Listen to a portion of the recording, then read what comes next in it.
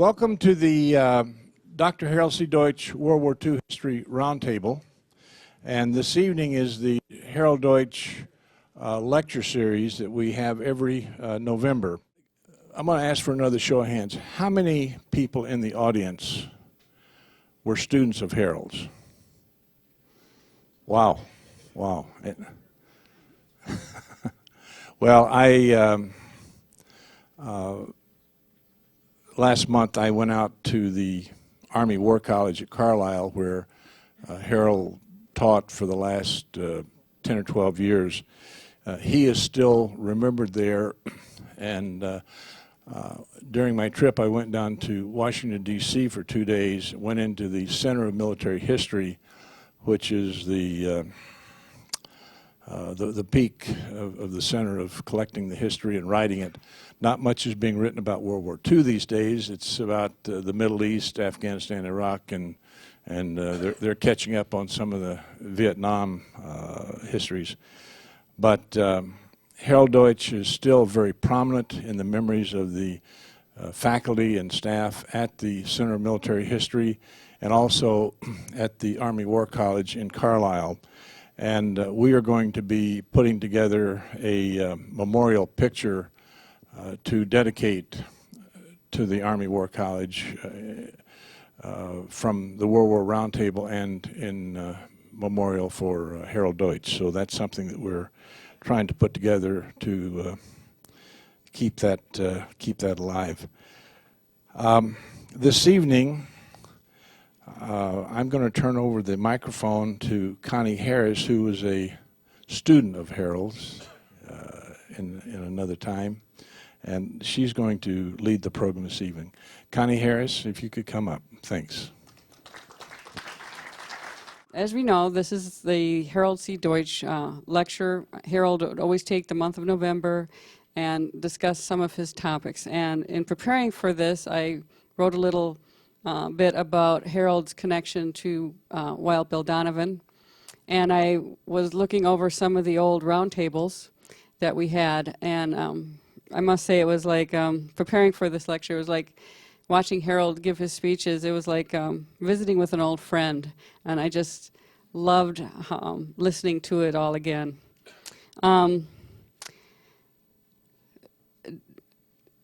Deutsch only met Donovan about 12 times. He was in what's known as the Research and Analysis Division. And there were on several occasions where Deutsch and Donovan had meetings together, and I'll be talking about those this evening. Deutsch became part of the O.S.S. Through his connection to the Harvard University professor William Langer. And Langer became head of the Research Analysis Division. There are two divisions of the O.S.S. You had the operations and then research and analysis. For those scholars of a certain age, myself included, William Langer's books on European diplomacy were required reading. His most famous, of course, is European Alliances and Alignments, which I devoured when I was in graduate school at Minnesota. Deutsch became one of Langer's first teaching assistants when he was at Harvard in 1928-1929. In fact, he was Langer got him 2 research assistantships, which really helped Deutsch because he had a wife and 2 children when he was getting his PhD dissertation, or his PhD.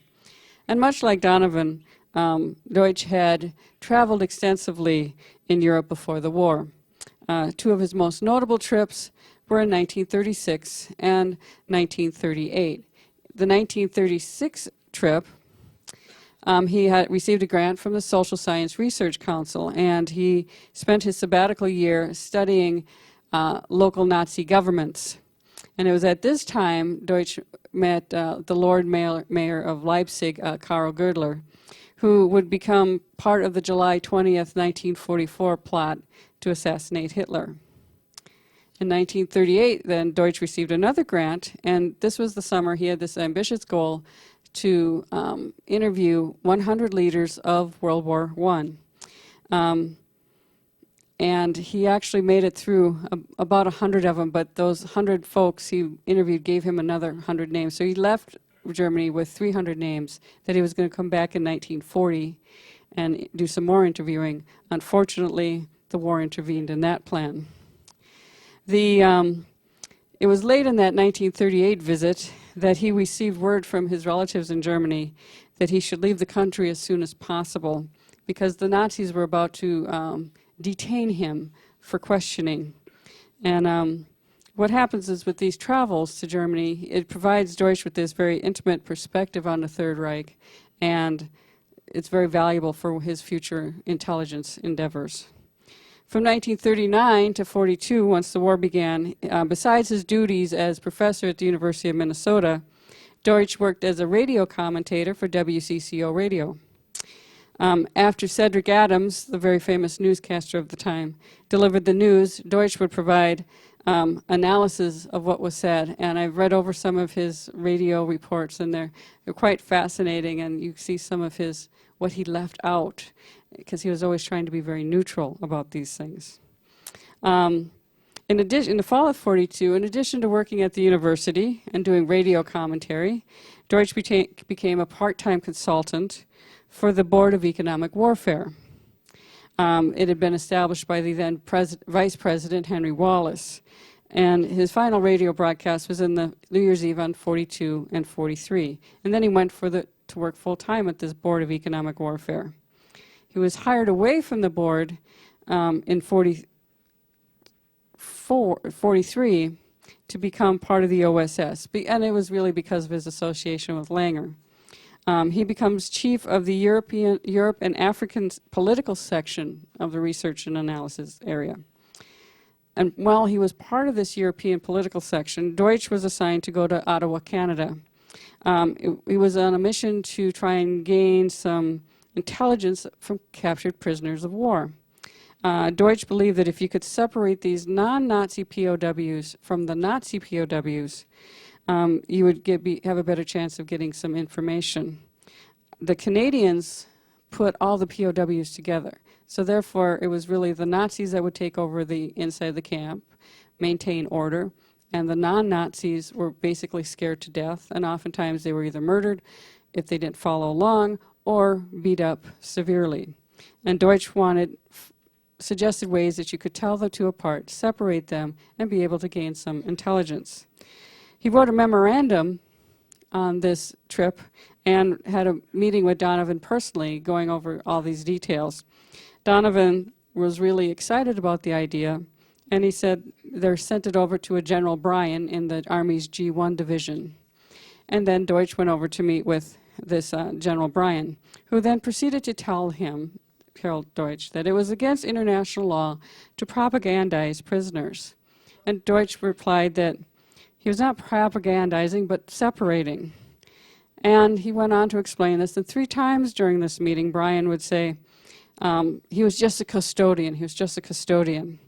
And Deutsch realized that he was getting nowhere. Unfortunately, the upshot of this incident was that when the United States began to get their own prisoners, they were treated much like they were in the Canadian prison camps. And a lot of potential intelligence was lost from these people. Deutsch did often wonder what happened to the memorandum. He did not have a copy of it. He gave one to Donovan, and then also one went to Bryan, and he often wondered what happened to it. So, Doug, if you find it later on, let me know.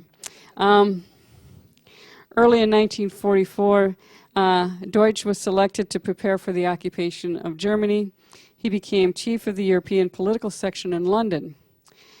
His trip to London, though, was delayed because of some passport concerns. The State Department had received reports from people in the Midwest who had heard his radio program, and he'd received some reports that some felt he was too pro-British, and of course there's a lot of Germans in Minnesota and Wisconsin, and others believed that he was too pro-German, even though he fully admitted that he tried to remain as neutral as possible throughout his radio career. This was not the only problem Deutsch would have faced in this regard. Apparently, there were some protests to Donovan about a man named Deutsch, which of course means German, that he should not be allowed to be the chief of any research analysis post. And Donovan is said to have replied that he didn't care what his last name was. Deutsch was the best man for the job. Now, most people who worked for the O.S.S. Were civilians, but they often had to maneuver through the perilous hierarchy of the military. And since Deutsch was over the draft age, when he was not given a commission, he was about 35, 40 when the war broke out. And but he still needed to deal with people who only respected a rank. So he was given the rank of assimilated colonel in his dealings with the military, and it is otherwise known as being an ass colonel. But this did come in handy when he had to deal with go into the field to check on his people. Now, Deutsch was never part of this cloak and dagger world of the O.S.S. He was like those ones that were often fascinated, William Donovan and Franklin Roosevelt. But he did go into the field to see how his people were doing, trying to recover documents. Much like those folks in the Monuments Men who tried to recover art pieces, he was trying to recover documents. And you often had to do it before the Allied troops would either use the documents for kindling or to light their cigarettes. So he had to try and save those. When he was the chief of the political section in Paris, his roommate was a man named William Casey. We all know him. He's part of the operations in the was part of the operations in the O.S.S., and he would later become head of the CIA. And if most of you don't know, William Casey was head of the CIA during the Iran-Contra scandal during the Reagan era. As Deutsch has stated, Casey was an excellent roommate because he was never around, and when he was, he didn't talk much. Deutsch would often get a knock on the door about 3 a.m., and it'd be Casey, and he'd come in, fall to bed, and go to sleep. But Casey was also always interested in a game of poker, which Deutsch enjoyed. In December 1944, Deutsch accompanied Casey to Brussels to check on his people. Deutsch had finished his business quickly with his folks, and Casey asked him if he would like to come in and listen to a briefing with the Chief of Intelligence of the British 12th Army, Brigadier General Williams. And of course, he says, of course. During the briefing, Casey mentions that they had been receiving lots of chatter and reports that the Germans were up to something. And William stated, oh, this wasn't possible. The Germans weren't going to do anything. The next day, on December 13th, Casey and Deutsch continued on to Spa and checked in with the First Army. Deutsch wasn't able to meet with any of the top brass like he had done before because he was checking on his people. And then they made their way back to Paris, cursing Patton all the way because they were in a town car and they had to pass through the Third Army area, Patton's area. And whenever you passed through Patton's area, you had to have the windshield down so to have your gun ready, so they froze all the way back to Paris. Although Deutsch says Patton was a good general, he wasn't too fond of him at that moment. For most of those who don't know, Spa, the area of Spa, was overrun by the Germans on December 16th in the Battle of the Bulge, which we'll be covering next month. And if they had waited a few days, they both would have been prisoners of war. Another meeting Deutsch had with Donovan did not go so well. At the end of the war, Deutsch was called back to Washington to give a briefing to General Lucius Clay, who was going to become in charge of the occupation of Germany. Also in attendance at this meeting were William Donovan and William Langer and Clay. As Deutsch was presenting his report, he would mention things like research and analysis has found about this fact, research and analysis has found that fact. He gave a lot of credit to the research and analysis division. Deutsch found out later that Donovan was extremely outraged over the report, since Donovan believed that the O.S.S. Should be a single entity and you shouldn't be mentioning any of the divisions within O.S.S. And of course, Deutsch figured that his goose was cooked on that whole thing, and he was on the outs with the main man. But soon after the end of the war, in July of 1945, Deutsch was loaned out to the State Department to be part of their interrogations team at Nuremberg. Although his paychecks did come from the O.S.S. So he wasn't officially part of the State Department. He worked for them. He got paid by the O.S.S. It was during this time that Deutsch was standing on a platform at Nuremberg waiting for a train, and he saw Donovan, and all of a sudden Donovan saw him and comes walking over to him, and they sat there and had a very cordial conversation. And so he figured that all was forgiven about the clay issue, about the clay meeting. And of course, this was the last time that Deutsch ever talked to Donovan. Deutsch looked on his service as in the O.S.S. as the top experience of his life. It was a great learning experience, and he got to meet so many people. And so now we're going to hear more about William Donovan from Doug Waller. Fascinating book. If you can't get a copy here, make sure you pick up a copy. It is a wonderful book. Doug Waller is a journalist and a former foreign correspondent for Time and Newsweek. He's previously written a biography on Billy Mitchell and also something on the USS Nebraska. And for those of you who don't know me, I got my PhD at Nebraska, so go Big Red. And the book is called Big Red. He also has an upcoming biography, which is a sequel to this work, which is about the men under Donovan who would all become the head of the CIA. And those were Allen Dulles, William Casey, William Colby, and Richard Helms. So, without further ado, here's Douglas Waller. Well, thank you, Connie. That's actually fascinating about Harold Deutsch. I mean, we've been exchanging notes earlier today on where she should look to in the millions and millions of pages of O.S.S. documents. Because it's fun. Actually, the good news is that they're all declassified now. The bad news is that they're all declassified now because it's just, boxes and boxes of material that you have to wade through. Okay, we're going to talk about Wild Bill Donovan tonight. Basically, we're talking about three stories here. First off, this is a story of a truly heroic figure who met with actually a lot of tragedy in his life. It's a spy story. It's about a story about espionage and subterfuge and covert operations during World War II. They were very exciting. It's also, Donovan's story is also a tale of Washington intrigue at the highest levels of the U.S. government. And that was really the part as a journalist that interested me the most in this biography. In fact, I've said that I would have loved to have been a reporter covering Donovan in World War II. And if I had been around there, I probably would have covered him.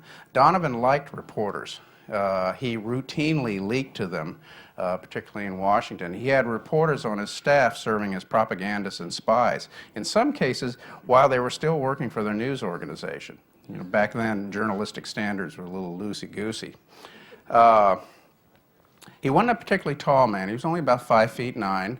Betty McIntosh, one of his agents, said when he ran the O.S.S. he looked kind of penguin-shaped. In fact, she told him that one time. He didn't really appreciate it. Another one of his agents, Mary Bancroft, said he looked like a Cupid doll. Does anybody here know what a Cupid doll is? Oh, okay. I didn't have a clue what it was until I was on a book tour and a lady brought a Cupid doll, a little bald head and ears and everything. And I don't think Donovan would have appreciated that either. He slept 5 hours or less a night. He could speed read 3 books a week. He was an excellent ballroom dancer. He loved to sing Irish songs. In fact, he would go to Broadway all the time and buy up the latest sheet music to musicals so he could memorize the words. He didn't smoke. He rarely drank. He enjoyed fine dining, which unfortunately added to the weight.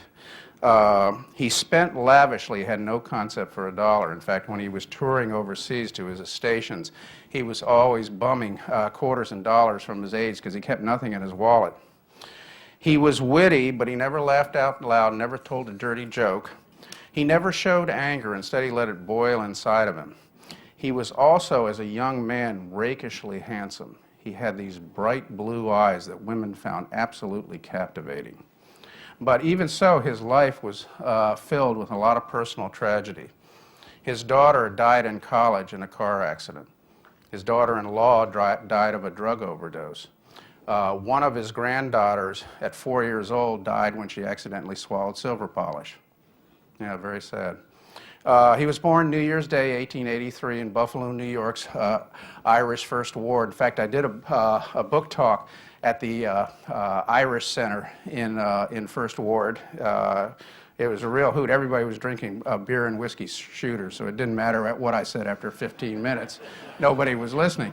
But right in the middle of the talk, a gentleman raised his hand, stood up, and very politely informed me that throughout my talk I've been mispronouncing Donovan's name in it.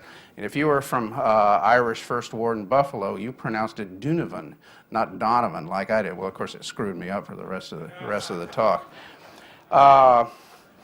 He thought he was going to be a priest. In every Irish Catholic family, it's always assumed that one of the sons will be a priest, and Donovan thought that would be him. Realized soon that he wasn't really cut out to be a man of the cloth. He went to Columbia University, where he played football, was a star quarterback his senior year until a cheap tackle from a Princeton lineman hobbled him.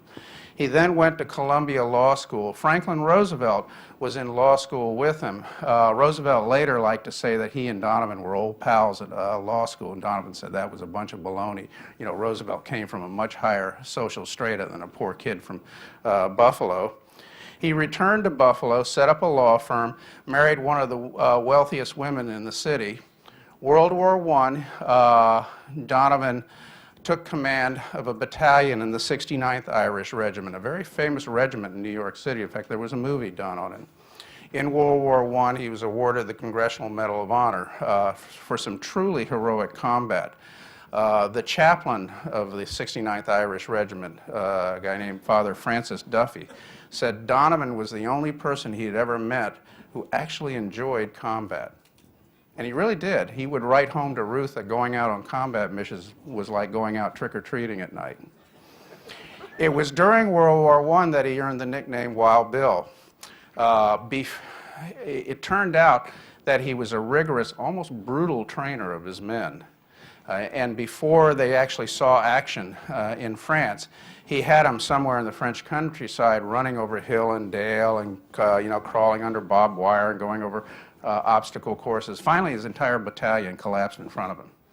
And he got up, he stood up there all kind of jaunty and said, you know, what the hell's the matter with you? I'm 35 years old, I'm carrying the same pack you are, I've been through the same hills and obstacle course you are, but you don't see me out of breath. From somewhere in the back, a soldier shouted out, he never figured out who it was, but we're not as wild as you are, Bill. From that day on, Wild Bill Donovan stuck. He claimed he didn't like that nickname because it ran counter to the calm, cool, quiet spy image he wanted to project. But his wife Ruth said that he really did like being called Wild Bill. He returned to New York a hero. Eventually, he became an assistant to the Attorney General in the Coolidge administration during the Roaring Twenties. His goal at that point was to become Attorney General of the United States. And he thought that Herbert Hoover, who succeeded Calvin Coolidge, had promised him the Attorney Generalship, and in fact Hoover had. But keep in mind we're in the late 1920s. The Ku Klux Klan in this country was a very, very powerful political organization, and it was up in arms over the idea of a Roman Catholic becoming Attorney General of the United States. Donovan was a prominent Republican in Washington. Like any prominent Republican in politics, he had made a lot of enemies by that time. Senate Democrats vowed to block his nomination. Hoover reneged on the promise. Until the day he died, Donovan never forgave Herbert Hoover for denying him the Attorney Generalship.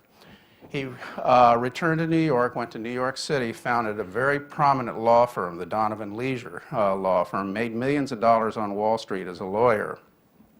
In 1932, he decided to dip his toe into politics again and ran for governor of New York. Back then, the New York governorship was a stepping stone to the presidency. You know, it could be even still the case today. Keep in mind, 1932, Franklin Roosevelt, who had been governor of New York, was making his first run for the president. for the presidency. Donovan ran against Roosevelt's lieutenant governor, a guy named Herbert Lehman. But Donovan ended up running as much against Roosevelt as he did against Lehman. Said some pretty nasty things about FDR on the campaign trail. At one point, he accused him of being, quote, crafty. Now, you know, by today's standard, that's fairly tepid, but back then that was fighting words. Another time he accused Roosevelt of being a, quote, Hyde Park faker, because Roosevelt claimed he was a simple farmer from Hyde Park, and Donovan said, well, that's a bunch of bunk. Turned out Donovan lost that election. If he was here in this room in a small group, he could turn on that Irish charm, and that bright blue, those bright blue eyes would have you eating out of the palm of his hand.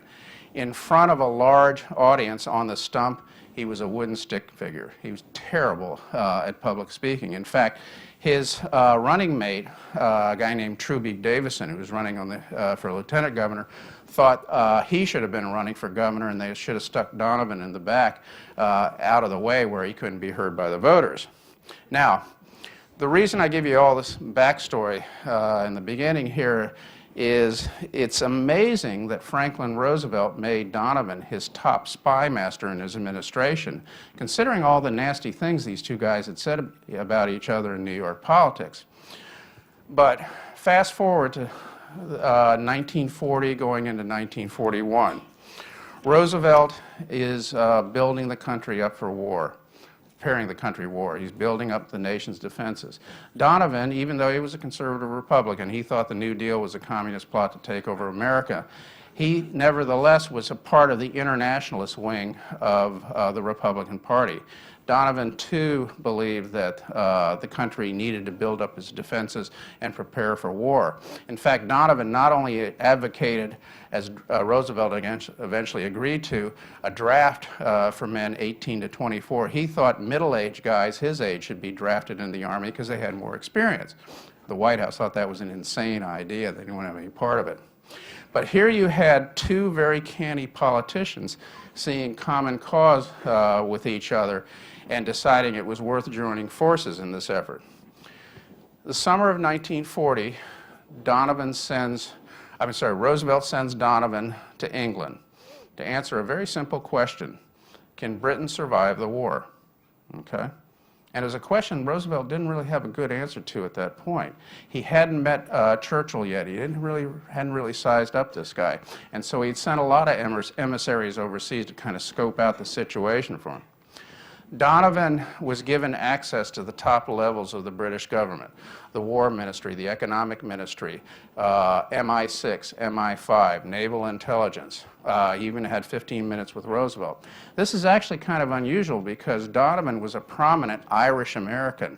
And people in London, if you read the British documents, didn't really know if this guy was an Anglophile or an Anglophobe. It turned out Donovan was a strong Anglophile.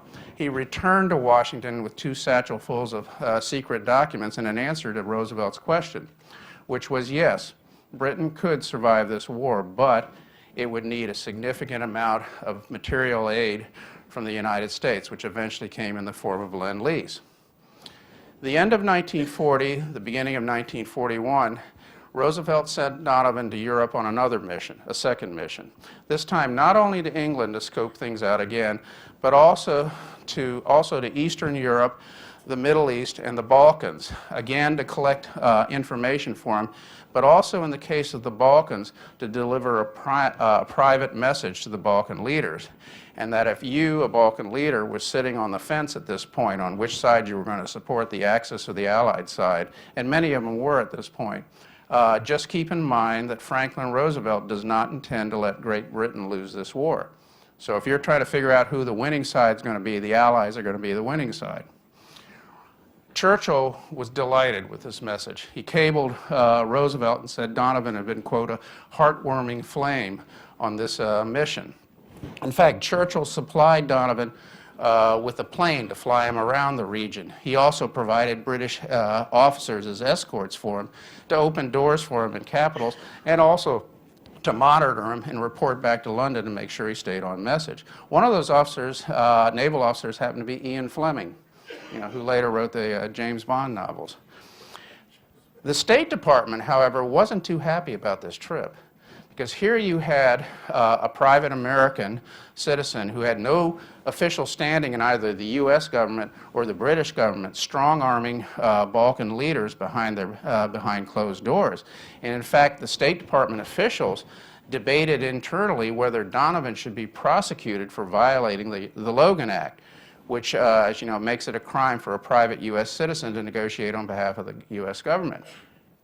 Roosevelt, however, was only too happy to have Donovan out there freelancing.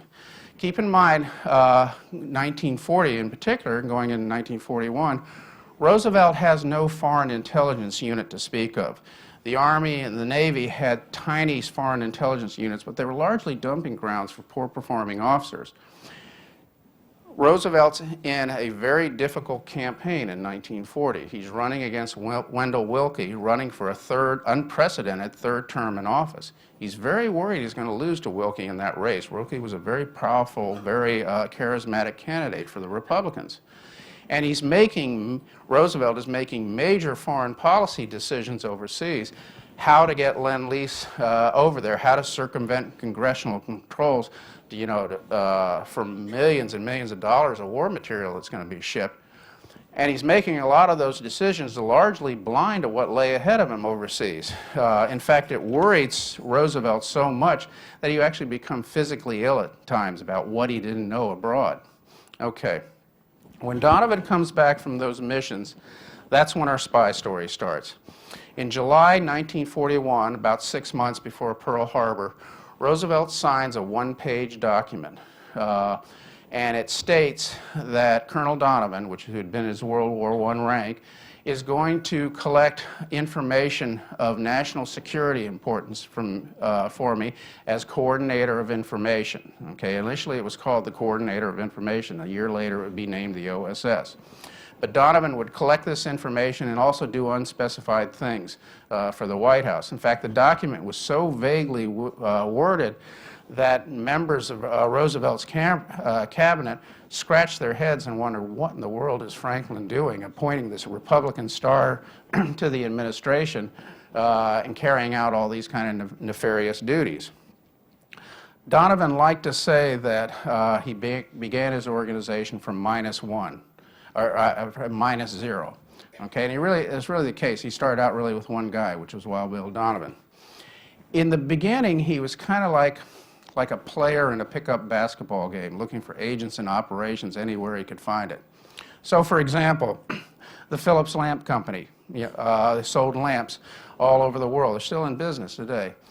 Donovan arranged privately with the Phillips Lamp Company that when its salesmen went overseas on making sales calls, particularly in occupied companies, they would report back to him on anything interesting they might find.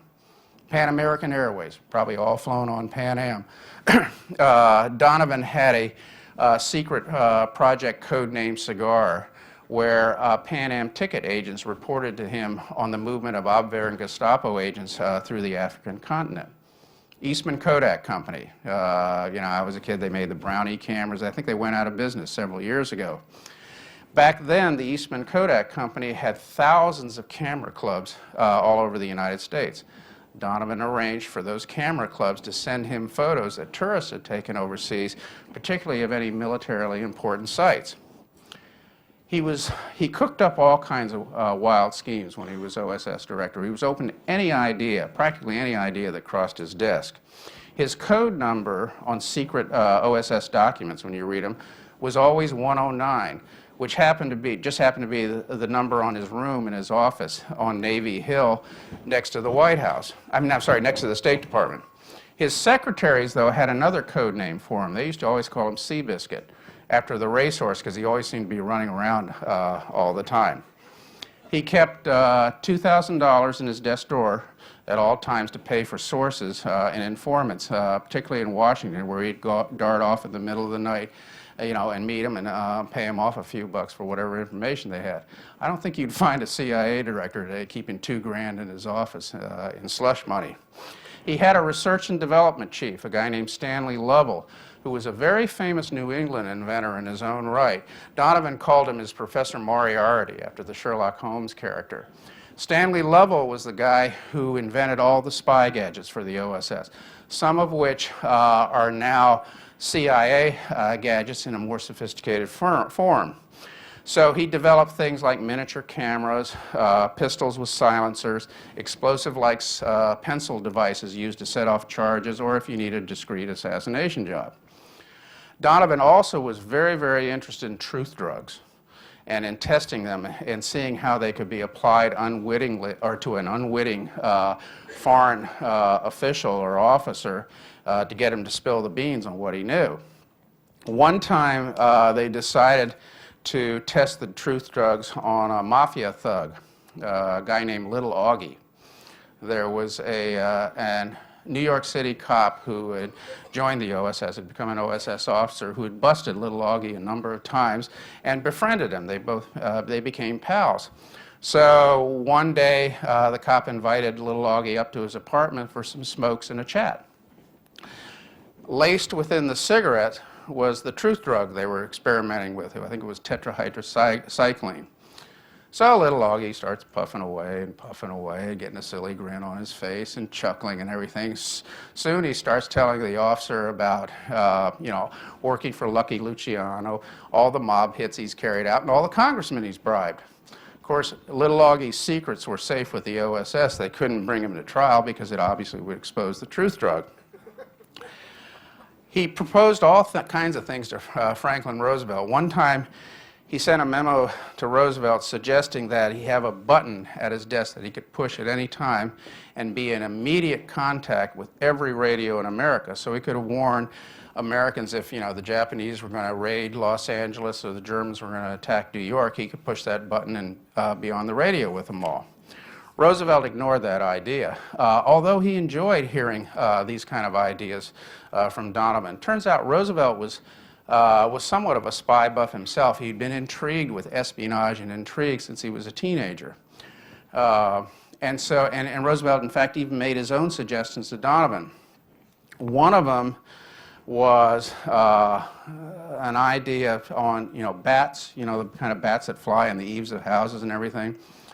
They were going to fit these bats with strap incendiary devices around the bats, okay, and fly the bats over to Japan, drop the bats out of the plane. I'm not making this up, folks.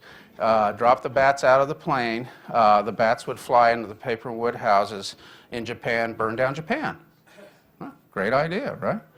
Someone had written to Eleanor about it. Eleanor passed it on to Franklin. Franklin thought it was cool and sent it to Donovan.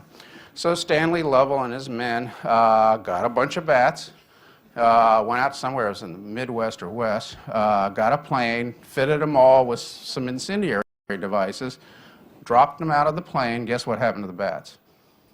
They all sank like stones. There's no way the idea was going to work. But Donovan was willing to try, and Roosevelt was willing to give him a long leash to try those type of operations. In addition to being the father of modern American espionage, if you go to the CIA, there's a statue of Donovan in the main foyer there. Donovan was also the father of modern special operations. If you go down to the U.S. Special Operations Command in Tampa, Florida, they have a glass case there with Donovan's uniform and other memorabilia. They claim paternity rights on him as well. He is also really the father of modern information warfare, which is practiced quite a bit today. We're talking here about psychological operations, information operations, public diplomacies, even cyber warfare. In Donovan's day, it was called morale operation. The technology was far cruder. It mainly consisted of newspapers, leaflets, radios, and rumors. So Donovan's men, for example, spread rumors in Europe through the international press that top Nazis were fleeing Germany for Argentina, leaving the Germans high and dry. Marlene Dietrich, very sultry German-American singer back then, sang for propaganda broadcasts that were beamed into Wehrmacht soldiers. Donovan's morale operations guys dumped millions and millions of leaflets on Germans in France and Germany. One of those leaflets was the League of Lonely Women leaflets, which said that the soldiers' wives and girlfriends back home had joined the League of Lonely Women and were having sex with their comrades when they returned back from leave. Now, who knows whether that actually worked or not, but again, they were willing to experiment with it. Another PSYOPs plan they had, Stanley Lovell concocted a set of female hormones, okay? And if they could find Hitler's vegetables, Hitler was a vegetarian, if they could find his vegetables, they'd inject those hormones into them, and it would make Hitler's mustache fall off and give him a falsetto voice, you know, which would, of course, be a real bummer for the Fuhrer. Donovan, turned out, was a horrible manager. In the 4 years he ran the O.S.S., he violated every rule they teach you at Harvard Business School or Public Administration School. And in fact, at one point, his senior staff around him tried to oust him, tried to move him up and out. It was called the Palace Revolt within O.S.S. circles. Donovan, who by then had launched enough covert operations to oust other leaders, could smell one being launched on himself, and he squished it like a bug. In his defense, he was, even though he was a horrible manager, he was a very charismatic leader, okay? His agents revered him in the field. He rarely ever issued an order or a directive. Usually it was a request, and it was always followed loyally and even blindly.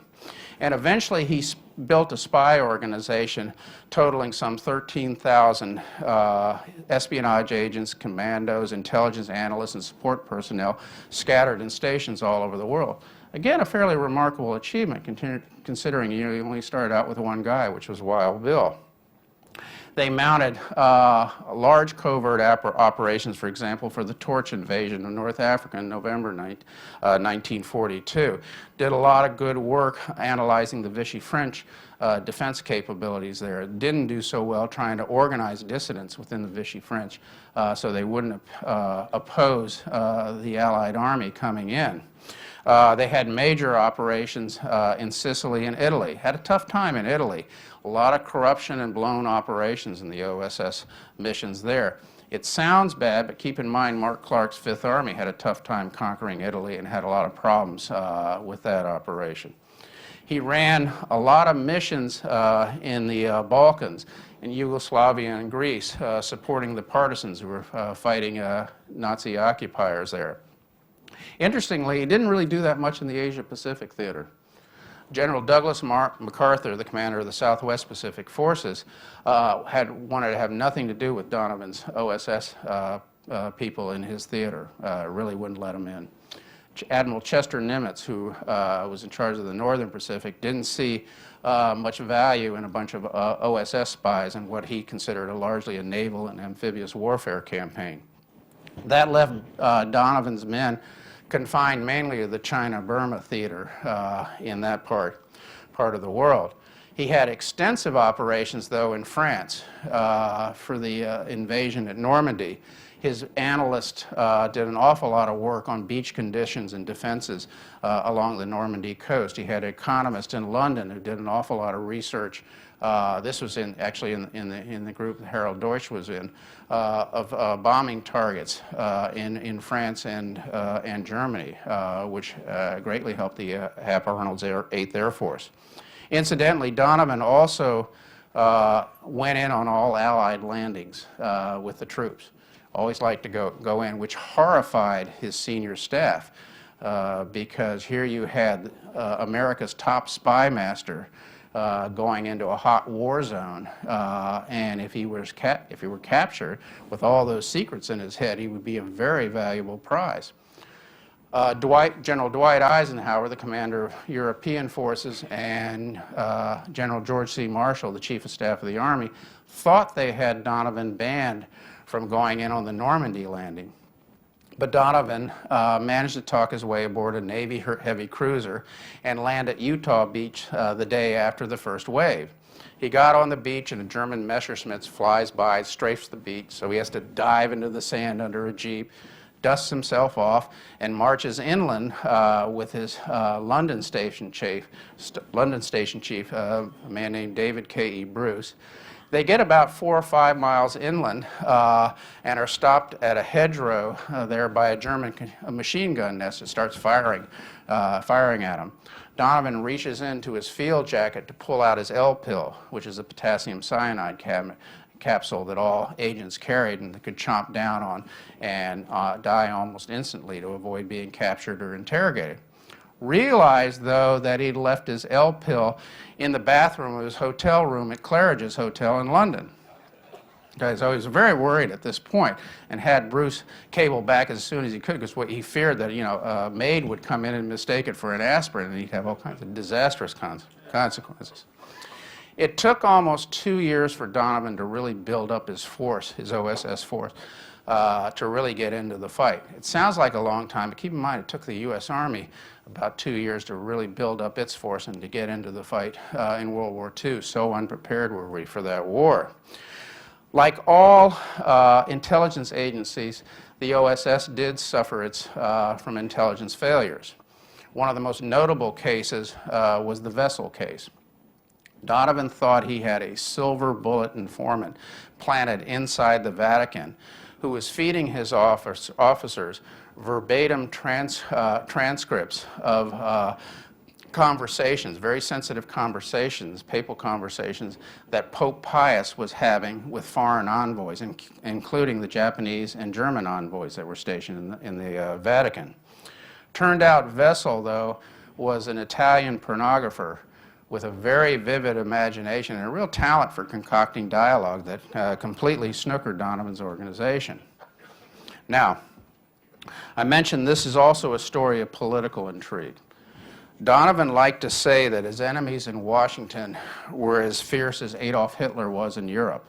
And that's really the case. It really was the case. He had ferocious feuds with J. Edgar Hoover, the director of the FBI. Hoover thought Donovan's organization was the biggest collection of amateurs he'd ever seen. And truth be told, it was a collection of amateurs, particularly in the beginning. Hoover spied on Donovan throughout the war. He planted moles in Donovan's organization to feed him information on what Donovan was up to. Donovan spied on Hoover throughout the war, planted moles in his organization to see what he was up to. When I was doing the research for the book, I wondered when in the world did they have time to spy on the Axis? They seem to be spying on each other so much. The Pentagon at first bitterly opposed the formation of Donovan's O.S.S. George Marshall, the Chief of Staff of the Army, thought Donovan was trying to set himself up as an intelligence czar who would control Army and Navy intelligence. And actually, that was exactly what Donovan had in mind if Roosevelt would have let him do it. Marshall eventually warmed up to Donovan, thought he did some good work in the different theaters. But senior generals, particularly senior intelligence officers under Marshall, hated Donovan, hated his organization throughout the war. They thought Donovan was as big a threat to the United States as Adolf Hitler was. At one point, the senior intelligence and officers in Army intelligence formed a secret unit behind Donovan's back to spy on the Axis. It was nicknamed the Pond. And its mission was not only to spy on the Axis behind Donovan's back, it also spied on Donovan. It collected intelligence on Donovan's officers. It even collected information on the wives of Donovan's officers. Now, in any war, generals and admirals on the same side will fight and clash. I don't have to tell an audience of veterans, that this is the case, and World War II was really no exception. In Donovan's case, though, the fights were particularly intense because most of the admirals and generals in the Pentagon and the War Department then just didn't really understand what this guy was all about and what his organization was all about. I mean, when Donovan started talking about Little Augie and League of Lonely Women leaflets and sex hormones for Hitler, senior conventional officers were truly disturbed by these ideas and truly disturbed by Donovan. They thought he was nuts, thought he was insane. Donovan also brought a lot of the problems on himself during the war. He had a penchant for never taking no for an answer. So if a senior officer in front of him said, no, you can't do that, he'd make an end run around him to get the decision reversed. That doesn't win you many friends in the Pentagon, right?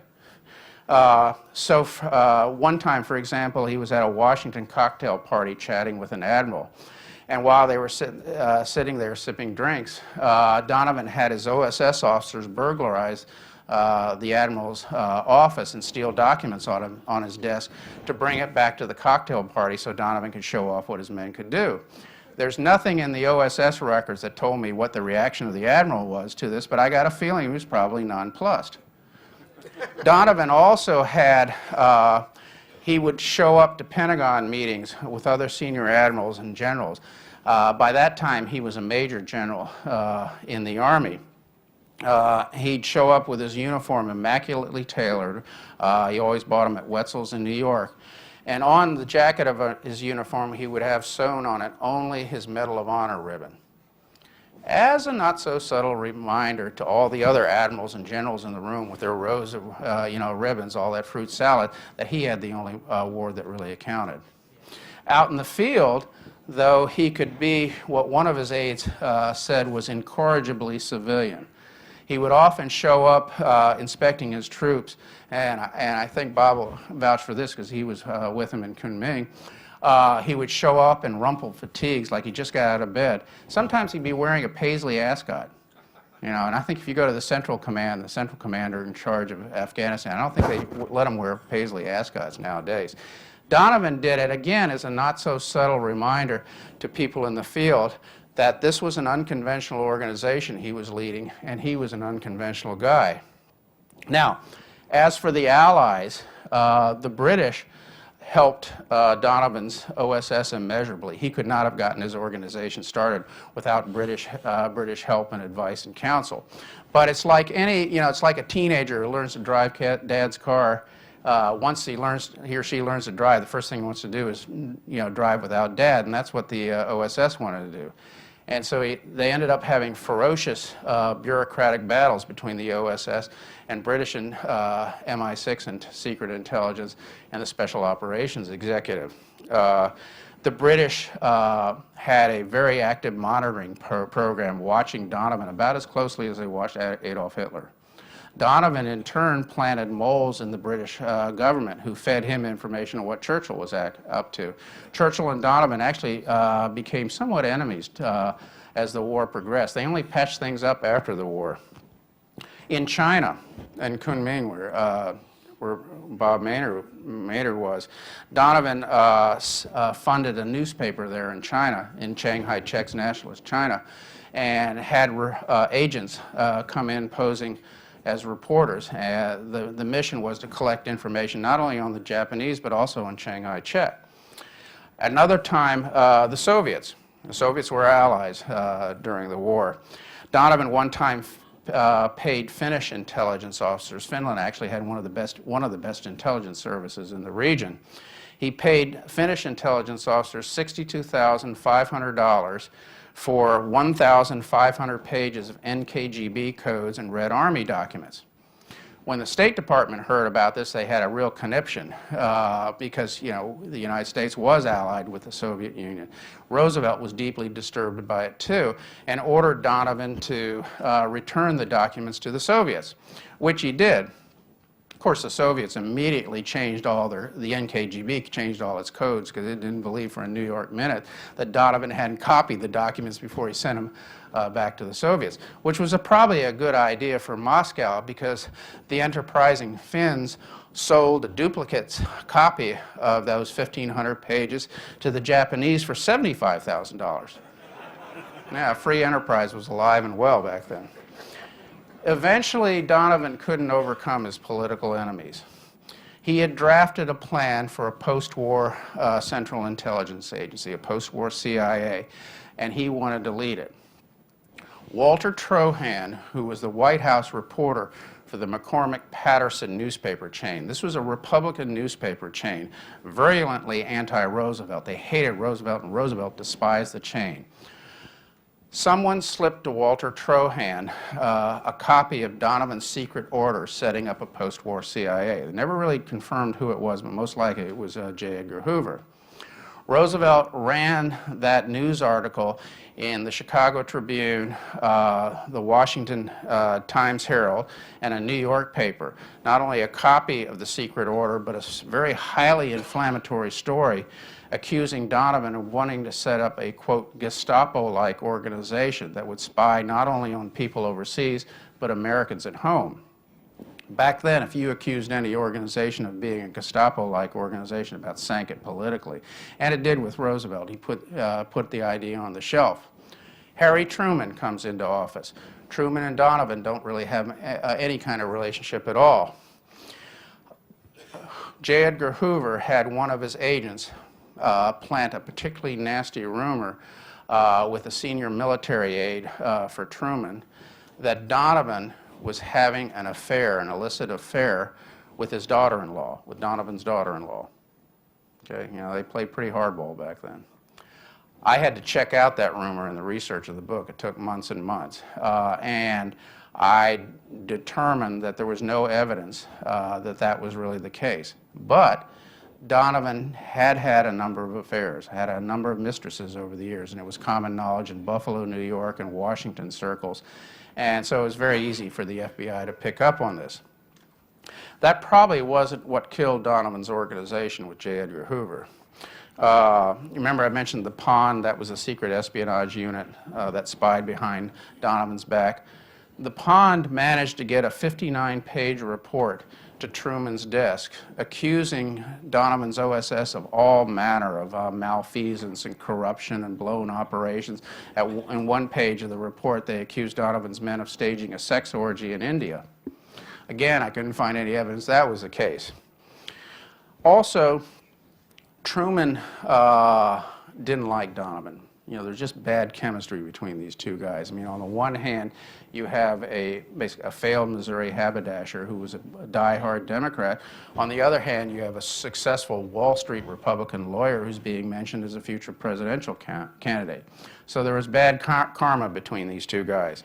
On September 20th, 1945, Truman signed an executive order abolishing the O.S.S. and transferring its functions to the State Department and the Pentagon. Now, Truman wasn't deaf and dumb to the need for intelligence and a foreign intelligence unit. With the advent of the Cold War, he knew he needed to have some type of organization, you know, finding out secrets overseas. He just didn't want Donovan or his OSS to have anything to do with it. 1947, Truman forms the CIA. Donovan, and actually it was remarkably patterned after Donovan's original plan that was leaked to Walter Trohan. It was set up much like what Donovan organized or proposed. Donovan wanted to be director of the CIA. In fact, he had surrogates lobby Truman to make him CIA director, but Truman wasn't going to have anything to do with that, particularly after Donovan said some nasty things on the presidential campaign about Truman, and presidents tend not to forget that. 1953, Dwight Eisenhower becomes president. Donovan sees his best chance then to become CIA director. Donovan and Eisenhower were very good friends. Ike thought Donovan had done some good work in Europe. And Donovan was a Republican, Ike was a Republican president. Donovan was a prominent Republican. Instead, Eisenhower appointed Allen Dulles as CIA director. Dulles' brother, John Foster Dulles, was the Secretary of State, so Allen Dulles always had the inside track. It left Donovan very, very bitter. He thought Allen Dulles was going to do a terrible job running the CIA and was going to screw it all up. So let me stop it there, because I don't want to talk anymore, because I know you want to hear from Bob there, and maybe we can answer questions or chat about this further afterwards.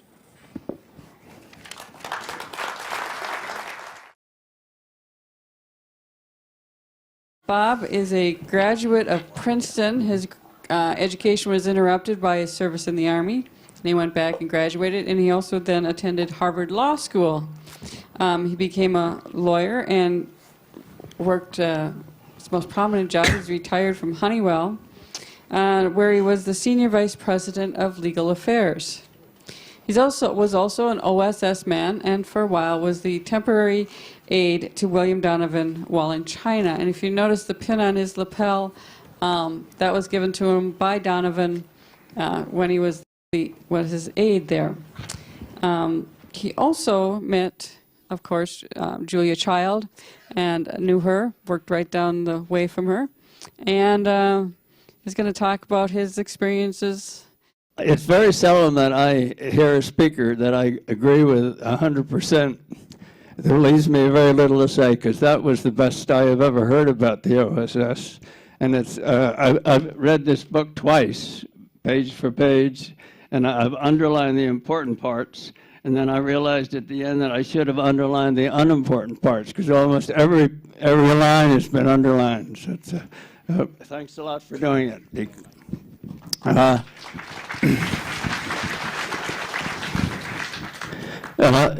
assignment from Don tonight is to what it was like seeing Wild Bill Donovan face to face and back to back, actually. I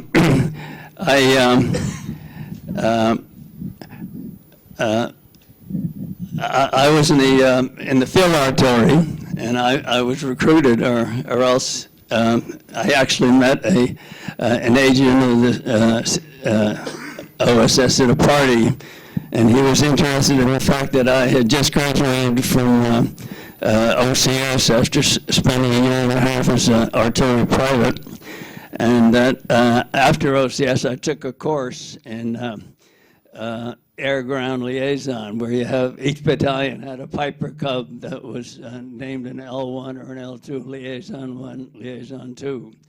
And they had an observer in the plane who would identify targets and then direct fire shots at the target.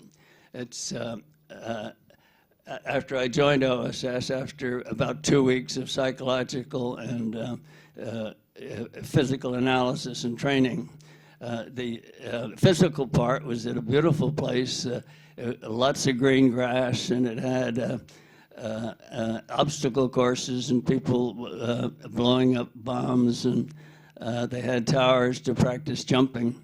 And the fellow in charge of that for our little group of about 12 was a fellow who became football coach here, Wes Fessler.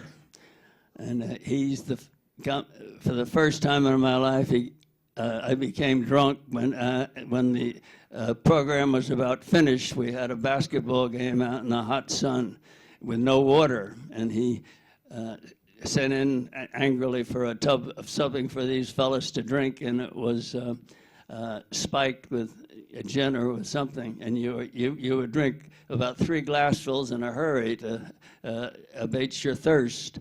And then I had a very good friend that I wanted to look up after the war, and we all had assumed names and assumed backgrounds, and we were told never to disclose the truth. And after a few of those drinks, my buddy wanted to know if we could get together after this nonsense was finished, and what my real name was and where I was from. And about 2 days later, we had a assessment review, and I was called before the board of 3 officers, and there was my buddy up there, sitting in the middle of these questioners, and he was on the staff, and I thought, I'm out of here. And the chairman made a statement of what they decided about me, that I talk too much and I can't hold my liquor. Let that be a lesson to you, and you're still in the O.S.S. I was only at that time about 21, and I looked about 18. If I had slides of pictures in this book, I'm standing next to Donovan, and I do look about 18, I'm afraid. And you never believe it's what remains today. The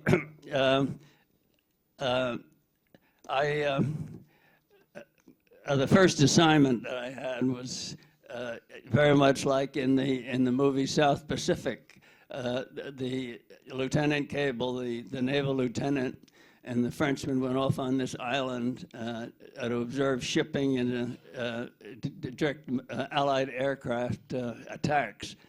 We were about to do that, but as Doug said, MacArthur did not want O.S.S. Luke cannons roaming around his territory, and so our proposed mission died.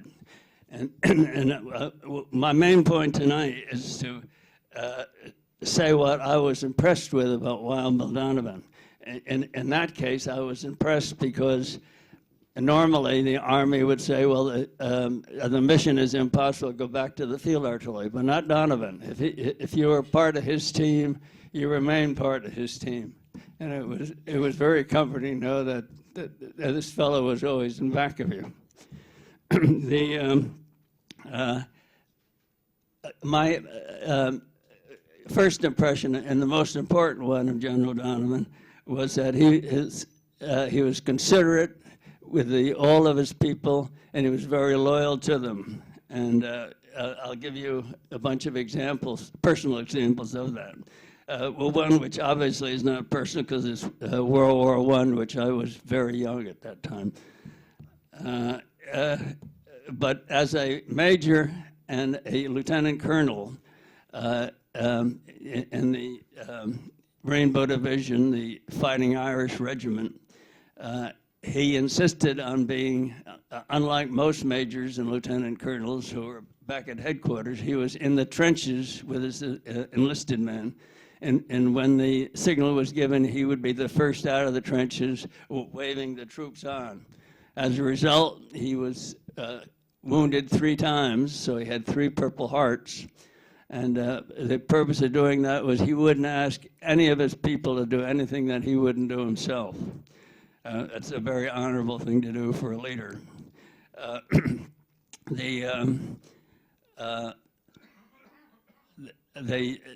The next thing I remember along that line is that after he was back in the States and he was awarded the Medal of Honor, the one criticism of Doug's speech tonight, he said the Congressional Medal of Honor, and that's a different thing of much lower prestige than the Medal of Honor, and what Donovan had was the Medal of Honor.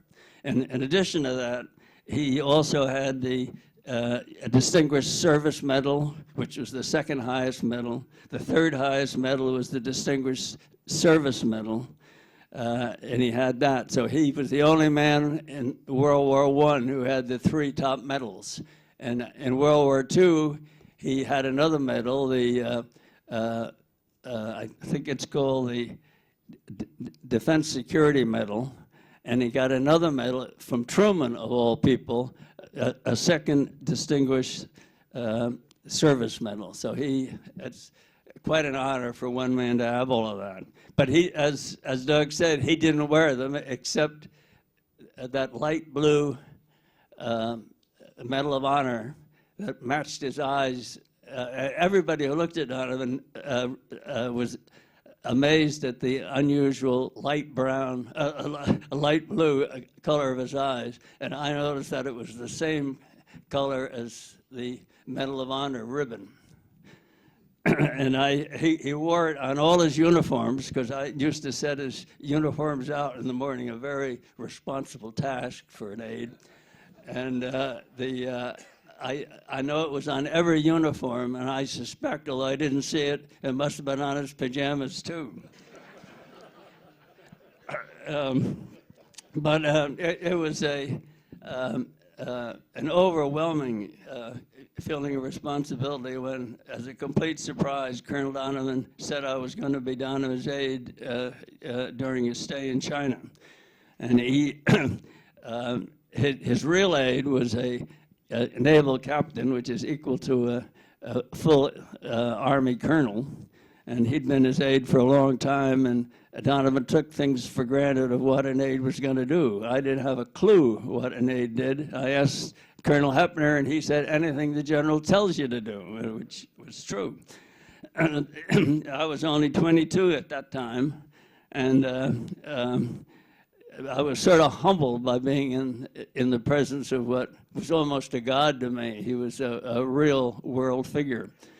He was accustomed to dining at Buckingham Palace and spending weekends with Churchill. And prior to World War II, he had interviews with Stalin and with Goering. And he had all those very top relationships, and that makes you realize how inadequate you are when you're in the presence of a man like that. Now, what impressed me most about Wild Bill Donovan, I mentioned the ones about World War I, And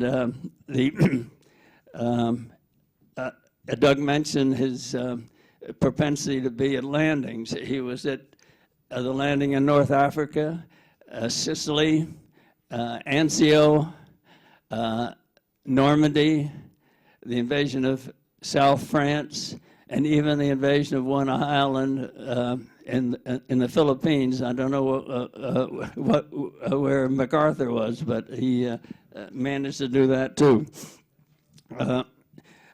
My first meeting with Donovan was also memorable and an example of his considerate and interest in his inductees, you might call them. After all this testing and training, we were told, there were 6 of us in my group, that we had an appointment with 109. I didn't know what 109 was, a man or an animal or a building or what it was. And we went down to the central building in the area, the O.S.S. area on Naval Hill. And one by one we went in, and the general got up from his desk and shook hands and said, "Welcome to the CEO of the O.S.S." And he said, "Do you know why you're here, Lieutenant?" I said, "No, sir." And he said, "I don't either, but we'll find something challenging and worthwhile for you to do." And I still didn't know what the O.S.S. did. No one had explained it to me. The first night, I had instructions from Colonel Hepner that General Donovan was to wear his best uniform all the next day because there were very important meetings with high Chinese officials. And so I snuck away his loose-fitting jungle coat and pants and put out his nice Brooks Brothers uniform. And in the morning, I heard a shout, "Lieutenant, where's my uniform?" And I said, "Hanging right there, sir." And he said, "Not that one, the one I'm going to wear today, the one that I wore in the jungle." And the reason for that was that he did not want to appear to his listed men. And the first thing on the agenda that day was the awarding of medals to people back from the field. And he said, "I'm not going to go before them looking like a prima donna officer. I'm going out there to look like I'm one of the men, like those receiving the medals." That was very characteristic of him.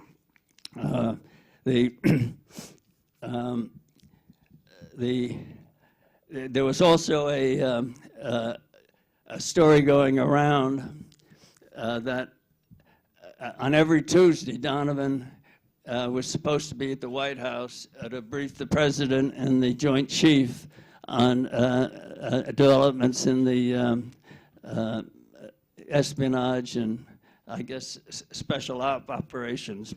And he was a bit late, and either his aide or there was a fellow who was with him all the time from the very beginning. What's his name? God, I'm getting old.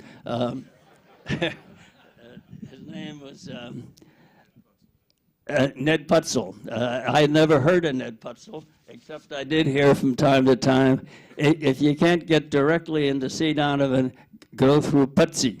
And it wasn't until after the war in Naples that I got acquainted with Putzel and became quite close to him for a year or so. But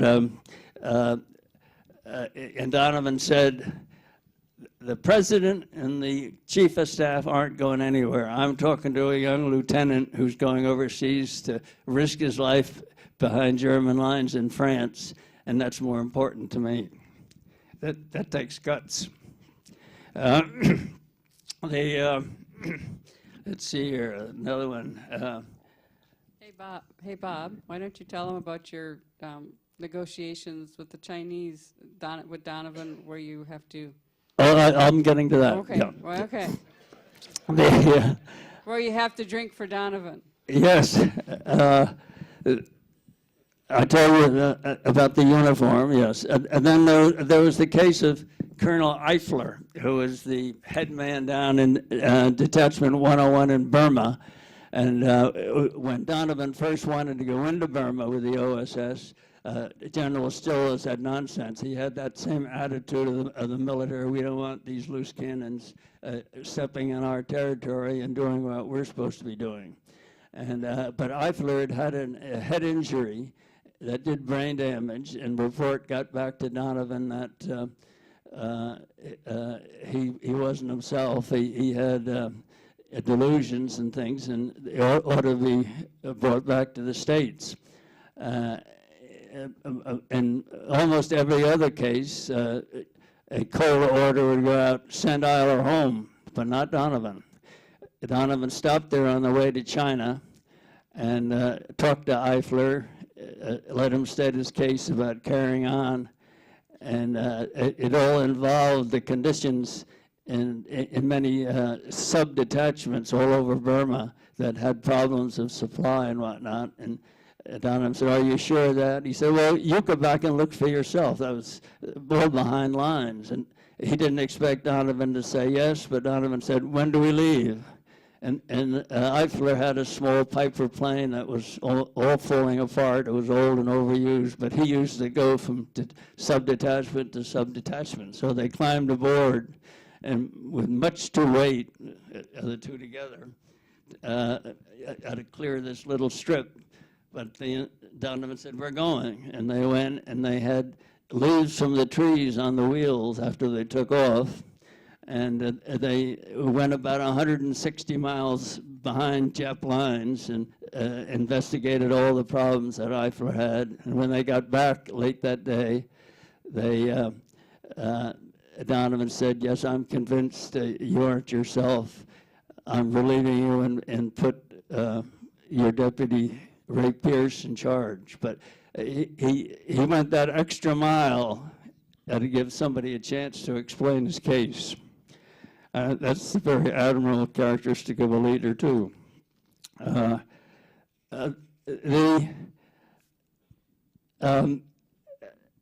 was odd that Donovan was extremely strict about enforcing security on other people and on the organization as a whole and on the individuals, but he was a bit lax in his own security. Doug's book covers some of those items. And I have a couple examples of it on both sides. On the first night that I was with Donovan, he asked me, "Lieutenant, do we have a barber in this outfit?" And I said, "Oh, yes, sir."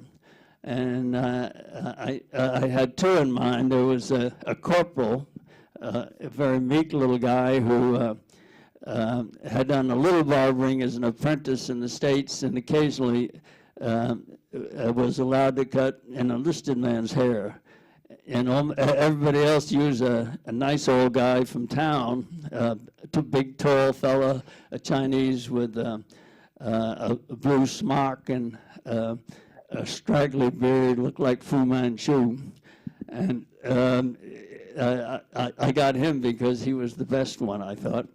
And he came in and with bows and a bunch of ding hows and opened up his black pigskin satchel and took out a straight razor and scissors and laid them on the table. And Donovan looked over at me and said, "Is this one of our men, Lieutenant?" I said, "Well, he cuts our hair." He said, "Has he been cleared for security?" And I said, "Oh, I don't think so." And he said, "And you're going to let him cut my hair with those sharp instruments?" And I said, "No, sir." And luckily, we had the corporal standing by, and he came in and did the job. And while I waited, thinking, am I going to be court-martialed, shot, or at least sent back to the States? And after he thanked the corporal and the corporal left, he turned to me and said, "The corporal would have been better first choice, wouldn't he, Lieutenant?" And that was the equal of about 6 lashes for me, because I knew what he meant, but he was being good to a new man, a fellow who was a little bit immature for that job. But then he went on security and said, "How secure are we here, Lieutenant?" And I said, "Well, we got big walls around the compound and the big gate. is barred up at night, and we have a officer who performs the function of officer of the day and officer of the guard all put together. And he had a whole flock of agents out patrolling with the Doberman pincers. And but he said, "Oh, that's fine, but I'm holding you personally responsible." And I thought, what more can I do that hasn't been done? So I got the idea that I'd move my cot up against his door. And he had breakfast with the colonel, and he said, "You know what the lieutenant did last night? He learned a lot about security. I tried to get out, and I couldn't get out the door. And I peeked around the corner, and he was lying there asleep with his .45 on his chest, blocking the door." And he thought that was funny, but I think I made points. But the other aspect of security, his laxness. We had a terrible flood in Kunming on the third day, and there was about a foot of water all over the compound, and all the mud brick barracks were falling down because the mud was dissolving, and there were snakes in the water and dead bodies, and the whole place was condemned as far as food goes, except for boxes of K-rations, and that wasn't appropriate for the visiting general. So Colonel Hepner, a driver, Donovan, and I got in a car and went off to a restaurant in town, which they had sent a team out to clear out all the other diners, so we had a room to ourselves. And Donovan would not leave his briefcase back at headquarters, because in it, undoubtedly, was secret information about the dropping of the bomb, because most of us had never heard of the bomb. And in there also was the timing of the bomb, and also a whole bunch of notes for his conference with the other leaders, Lord Mountbatten and Chiang Kai-shek and others, of who would do what if hypothetically the war were to end suddenly. He knew it would because of the bomb, but they didn't. So this was sort of a game. But there were assignments of who would take Thailand and who would take care of the Japanese and Vietnam and whatnot. And by the way, the best agent in Vietnam and partially in Burma was Ho Chi Minh, who was very pro-American and wanted to have a democratic country based on our Constitution. And he sent a message to Truman after the war saying he's looking forward to building this democracy with America's help. And Truman never answered it, and he was. We took the side of the colonists, the imperialists of the French and the British, the interests of empire, and that cast us as an enemy of Ho Chi Minh, which he did become certainly. And we had, as a result, we had the Vietnamese War. Well, on this point of lax security. Donovan had this briefcase. He wouldn't trust it with the headquarters or with Colonel Hepner or with me or the driver. He carried it himself, and he carried it in the restaurant. We had a very good lunch, and we left, and we got in the car, and after about a minute or two, Donovan leaned forward and said to Dick Hepner, "Dick, do you have the briefcase?" He said, "No, sir." "Lieutenant, do you have the briefcase?" "No, sir." He said, "Well, let's go back and get it." So we turned around, went back, and they sent me in, and there were about a dozen Chinese eating at our table, and they all ding-howed, and I returned some ding-hows, and I went over and looked under the table, and there it was, and I picked it up, and they all laughed, and more ding-hows, and I went running back to the car and got in. There was silence for a minute or two, and then Donovan said, "I won't tell anybody if you don't." But I just did.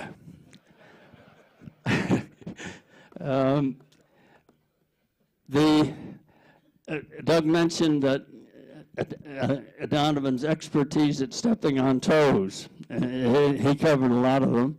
The one that I know about personally, because it was during the time that I was in China. There was an outfit in China led by the Navy called SACO, which had by agreement, was to be in charge of all espionage, intelligence gathering, and special ops in China. And the head of SACO was Tai Li, who was the Himmler-type guy under Chiang Kai-shek. And he had to, all intelligence that was heading back to the Americans had to go through him. That was nonsense to Donovan because it was not good quality intelligence. So he had his own agents out and did a lot of bridge blowing and railroad tracks blowing. And Tai Li had learned about it. And Hepner and Donovan were together with Tai Li. There was to be a dinner that night. And Tai Li said that he had heard that this was going on. And he said that if I catch any of your men doing any of those activities anywhere in China without going through me, I'll have them killed. And Donovan said, for every one of my boys you kill, I'll kill 3 of your top leaders.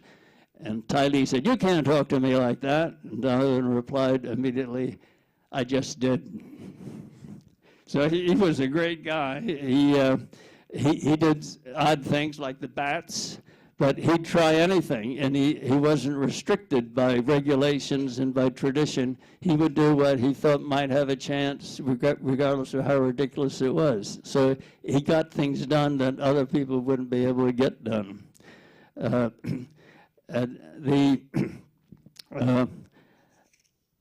Many times I've heard O.S.S. vets say, when they're talking about crises today abroad, they ask the question, what would Donovan do? And it'd be interesting to know what he would do under today's conditions. Well, just finally, just to justify, as you can guess, I'm prejudiced that Donovan was a great man. I'd just like to read the opinions of 6 other people very, very, very briefly. FDR, at a reunion of the Columbia Law class, said, if Bill Donovan had been a Democrat, he'd be in my place here today. He also said, Bill Donovan has long been my secret ears, eyes, and legs abroad. Winston Churchill, who had been a great supporter of Donovan, but from time to time, because of the conflict between the British objective of empire, or the interests of empire after the war, and FDR and Donovan, it was democracy and the liberation from colonialism. So there was always that conflict, and they drew a line of where O.S.S. could operate and where the British would have exclusive rights to operate, and that was always very tense. And it was reflected in the relationship of Mountbatten and the Southeast Asian Command and the O.S.S. But Churchill said that a visit by Donovan to the Balkans delayed the Hitler attack on Russia by 5 critical weeks and led into the winter. And as a result, it led to the ultimate defeat of Hitler. MacArthur, who had a lifetime conflict with Donovan, MacArthur was from West Point, and his father had been the director of I guess they call it, the superintendent of West Point, and he himself was from West Point, and Donovan was a mere National Guard fellow, but he got the Medal of Honor before MacArthur did, only because MacArthur was more of a headquarters officer, and Donovan was with his troops, and that made the difference. But MacArthur said that Bill Donovan was the most determined, resourceful, and gallant soldier I've ever met.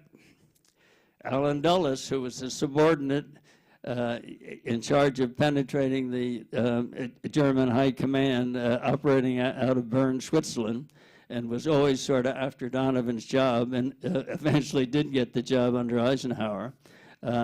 He said that Donovan was one of the greatest men of our time.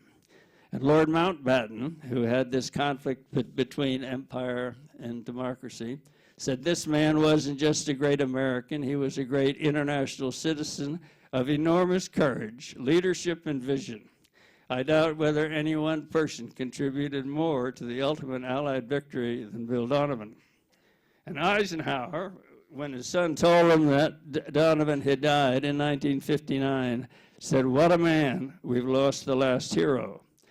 And you can probably tell that at the top of my list of heroes is Wild Bill Donovan. And that's about all.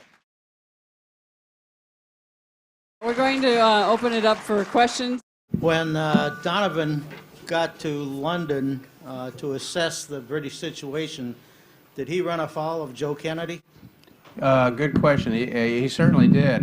One of the reasons that Roosevelt sent Donovan to London was because Ambassador Joseph Kennedy, the father of John F. Kennedy, was filing a lot of negative reports. His assessment was that Britain wasn't going to win the war, that Adolf Hitler would be victorious. Kennedy was none too pleased with Donovan coming over to London, really to Bigfoot his operation. And Donovan really didn't care. In fact, there were officers within the London embassy, U.S. naval officers, who worked secretly with Donovan to arrange a lot of the meetings and help Donovan collect a lot of the documents, material from the British government to prove that, or demonstrate that Britain could win the war with support. The British hated Kennedy. In fact, they had suggested when Kennedy left London and the ambassadorship that Washington appoint Donovan as the ambassador to London. And Kennedy was no fool. He knew what Donovan was up to. So he had a hurry-up report prepared from all the same people that Donovan had met and sent that to Washington ahead of Donovan's to try and one-up him.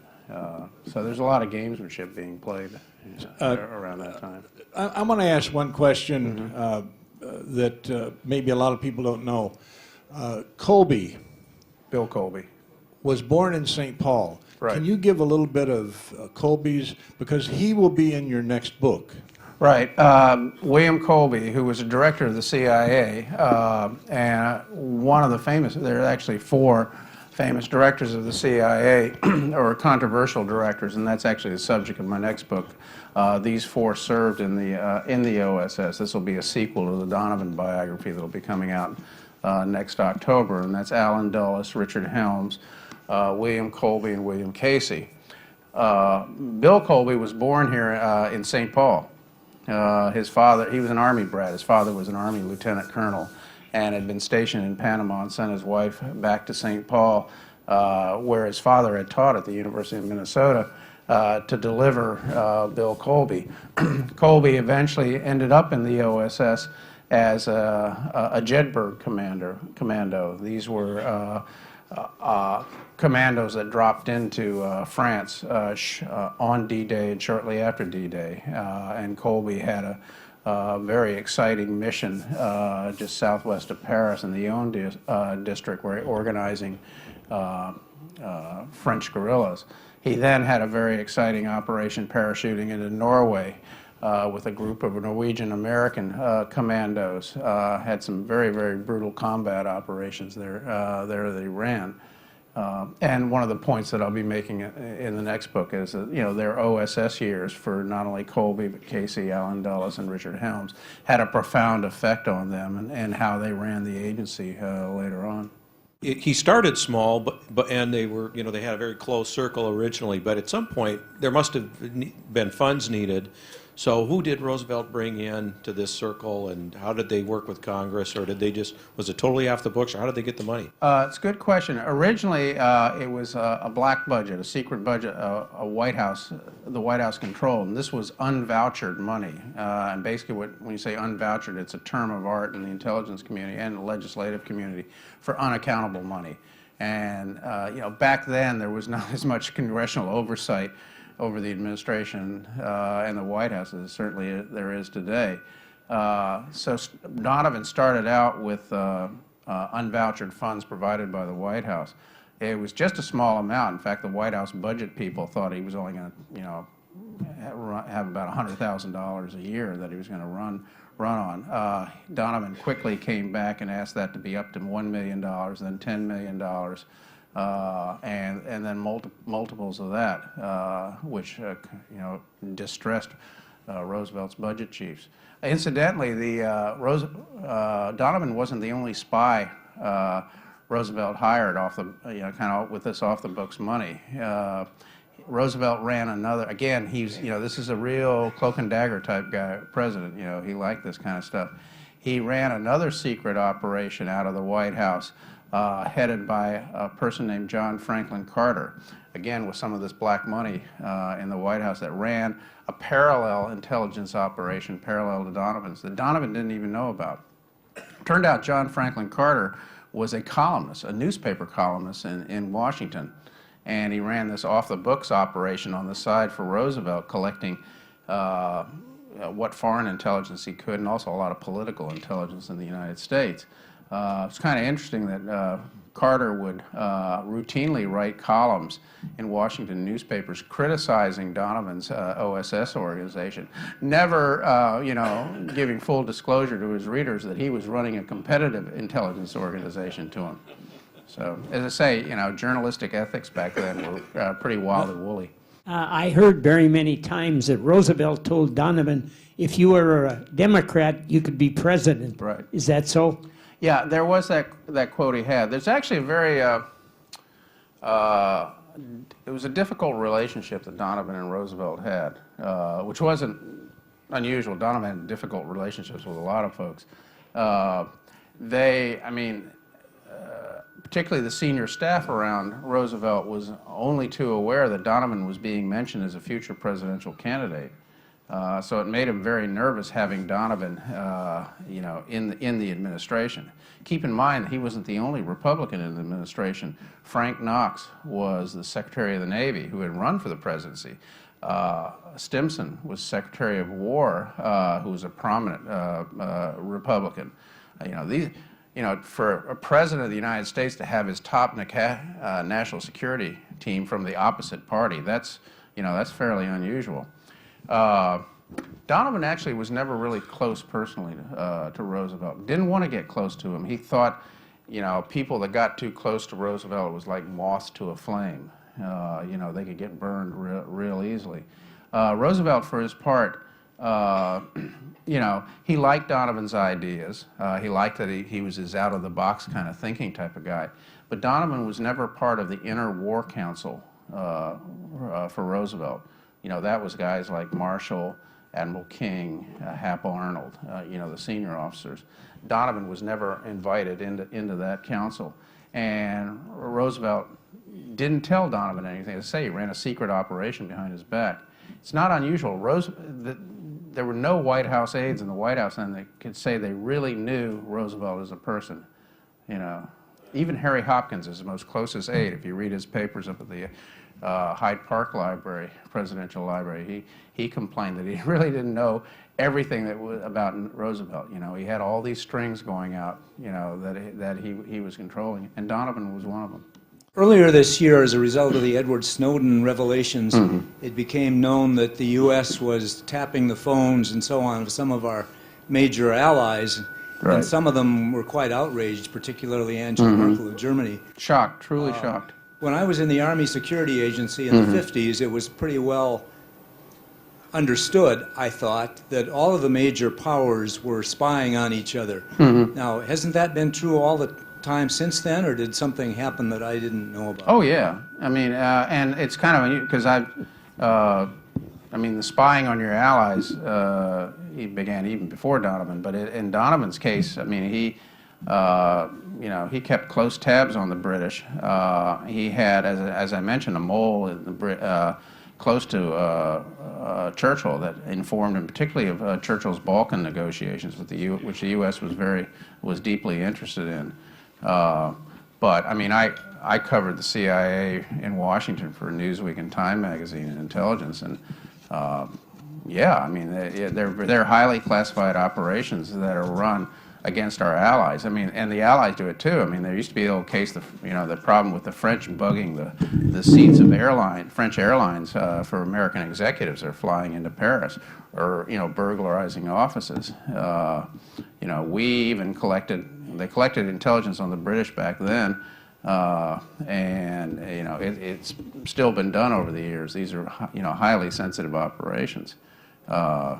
Everybody did, particularly in the war. It was fascinating for me, for example, when I was in London doing research at the National Archives there to look at, for example, the British Special Operation executive records and how closely they monitored, Donovan and his movements and the movements of top O.S.S. officials throughout the war. I mean, there was tension between the O.S.S. officers and the British during the war. I mean, you can read in reports that some O.S.S. officers thought their British counterparts were scum of the earth. That's a quote. That's how and the British thought, a lot of the O.S.S. officers were just wild cowboys that were going to get, a lot of people killed. No, it's the world's, second oldest profession. And it's practiced universally. Let me ask you about the records. Two questions. Number one, you indicated there was a great volume of records that have now been declassified.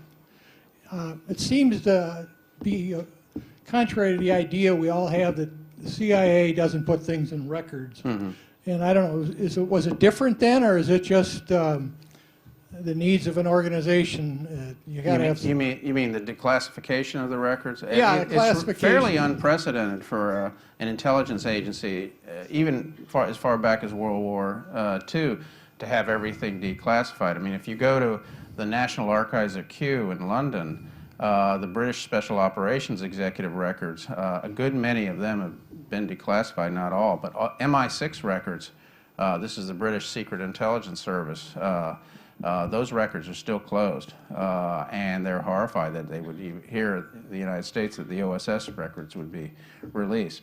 Now, there are, I've forgotten how many millions of pages of O.S.S. documents that are declassified in the National Archives. I mean, at least 3 or 4, maybe 5 million pages. It's a jumbled mess in terms of a researcher and analyst trying to look at them because they all got declassified at different times. We were chatting about this at lunch. And it took me about 3 months of research to figure out how to access those. So, and they've been declassified over the years. In fact, 5 years ago, they declassified all the personnel records for the some 13,000 people that worked in the O.S.S. And I think now the agency actually did a good job, and they were compelled in some cases by Congress to do it. They did a very good job of releasing all that material. I mean, it was a huge amount for me to have to look at. Even just in Donovan's own personal office, there was something on the order of 170,000 pages I had to look at of his own personal records in his office, which are all there. Any of you can go, take a peek at them. And are there any that are still classified? I've heard reports of, that there's some warehouse in Warrenton that has them, and I've never found them. I think they're all out there, or anything of importance. Some of the names are still blacked out, but most of them are all open. Or if they are classified, you can get them fairly declassified. I'd like to make an addition to that. At the end of the war, at about the time that O.S.S. was abolished, Ned Putzel and Wild Bill Donovan spent a couple days over a weekend in the office destroying the documents that would be embarrassing to people who were doing their duty, but doing things which would make them look bad in history. But well, the other thing they actually also did, more importantly, was Donovan and a bunch of aides. This is as they're closing down the O.S.S. in September 1945. He microfilmed, photographed all his documents. Everything he had in that office, put it on microfilm, and hauled it all up to the Donovan Leisure law firm in New York, which is an unprecedented breach of security, for a CIA, any type of spy director to take everything he has up there. And Anthony K. Brown, who was a previous biographer, was given access to those microfilms up in New York. They were actually in shopping bags, sitting up there in an office somewhere. And he used them for his book. The CIA immediately classified those records, even though the agency actually had the originals back at Langley. Eventually they declassified it all, but they didn't put all the papers back in order. So they're in different files and different entries, and one may be in this file and 200,000 documents away. The other page to it may be in another file. So it requires a lot of perseverance to get through the whole thing and make sense of what they were doing. This is a more general question. Mm-hmm. What would you consider to be the 2 or 3 most important contributions the O.S.S. made to Allied victory in World War II? That's a good question. I mean, what is his legacy? And I deal with this at the end of the war. Did the O.S.S. win the war? No. No, it didn't. Did it actually shorten the war in any appreciable length? The answer is no. But that's really setting the bar pretty high for any organization in World War II, any individual organization. You have to keep in mind there were broad, powerful forces at work in World War II that won that war for us. Okay? Number one, the fact that Russian and American mothers gave birth to far more male babies in the 1920s than German and Japanese mothers ever could. Okay? Number two, the industrial might, the untapped, industrial might of the United States, which was, a power that, surprised literally everybody. Number three, the merchant marines that were able to ship all that material over. Number four, the Army Quartermaster Corps, the Navy Supply Corps that managed to get all that material and all that hardware thrown at, to the front to be thrown at the enemy. And, oh, by the way, the atomic bomb. Now, did the O.S.S. contribute to the war effort? Sure. Just like the soldier at the front in Normandy, the sailor in the Pacific, and Rosie the Riveter in Los Angeles. And so, their effort contributed to it. And it was a very heroic effort. There were a lot of lives lost in the O.S.S. and they won an awful lot of awards at the end for a lot of daring combat. Obviously, he was an interesting man professionally. Is there anything we might find interesting about his personal or family life? Yeah, his family life was a wreck. Big one. After the war, he and his wife Ruth, who was a saint, and I did a lot of research on her. She's probably one of the most wonderful women you'd ever want to meet. They basically led separate lives. They talked about divorce at one point when she learned of some of the affairs, but Ruth was really from kind of the old school and believed that a marriage was like a business contract and you didn't break a contract. So, but they led separate lives.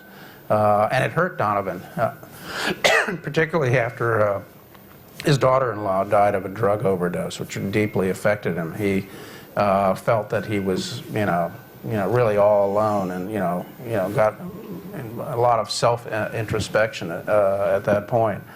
As I say, a fascinating personality. The reason for a biographer he's so interesting is that nobody was neutral on the guy. They either revered him or they hated him. There was nobody really in the middle on it. And so for that kind of personality is very, very rich. And as Bob said, there's a lot of people with stories about Wild Bill Donovan out there. In these newly declassified documents, what do you think they're going to find in new information in there? Well, it's out. I mean, a lot of it you'll read in the book. I mean, and it's being reported on.